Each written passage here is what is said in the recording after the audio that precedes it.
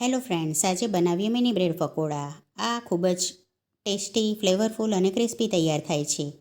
આના બેટર માટે મેં અહીંયા એક વાસણમાં ચણાનો લોટ લીધો છે અને તેમાં મરચું પાવડર, મીઠું, હળદર, હિંગ અને ચીલી ફ્લેક્સ નાખી થોડું પાણી નાખી અને મીડિયમ કન્સિસ્ટન્સીનું બેટર બનાવી લેવું.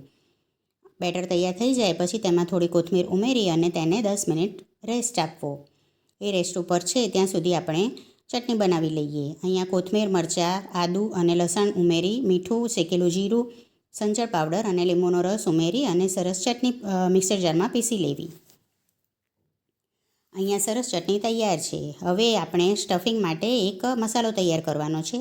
તેના માટે આદું, મરચાં, વરિયાળી અને ધાણાને સારી રીતે પીસી લેવા. પછી એક કઢાઈમાં તેલ મૂકી રાઈ, જીરું, હિંગ અને પીસેલો મસાલો નાખવો અને તેને થોડીક વાર સાંતળવો. પછી તેમાં હળદર, મરચું, ધાણા જીરું, ગરમ મસાલો, આમચૂર પાવડર નાખી અને સારી રીતે મિક્સ કરી અને થોડું પાણી નાખવું એટલે મસાલો બળે નહીં. હવે અહીંયા મેં બાફીને મેશ કરીને બટેકા તૈયાર રાખ્યા હતા તે ઉમેરવા. મીઠું, કોથમીર અને લીંબુનો રસ ઉમેરી અને સરસ ચટપટું સ્ટફિંગ તૈયાર કરવું. સ્ટફિંગ તૈયાર થઈ જાય પછી 2 બ્રેડ સ્લાઇસ લઈ અને એક ઉપર લીલી ચટણી અને એક ઉપર ટમેટો કેચઅપ લગાવો. હવે તૈયાર થયેલું સ્ટફિંગ લગાવવું અને તેને આવી રીતે 4 પીસમાં કટ કરી લેવી એટલે અહીંયા આપણા મિની પકોડા તૈયાર થશે. આ ખાવામાં ખૂબ જ ટેસ્ટી લાગે છે.